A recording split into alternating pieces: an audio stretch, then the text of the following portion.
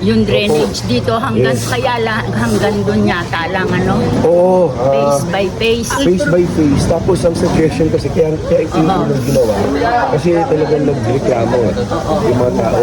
Pero yung plano, para alam po ninyo, Oo. kung gusto sana ng barangay, papunta na doon.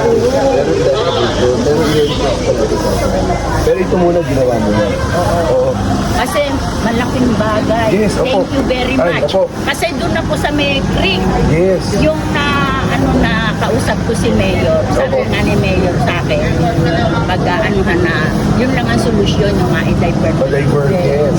Ngayon, pero thank you ako sa'yo dahil pag umapaw Yes. na rito, may tubig na din sa higod. Dito ata, Oo, at saka nagkamali sila doon sa gawa doon sa bahay na yun. oo, inaayos nila.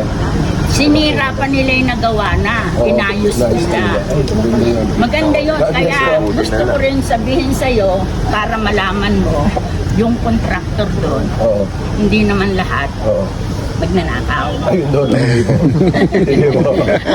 Meron talagang Oo. may konsensya. Oo. Kaya ako, hindi ko alam darating kayo. Oo. Bibili akong ulam. Ay, opo. Kaya lang, ikaw ang nauna. Opo. Guwapo. Opo. Salamat po. Ano yung bibili na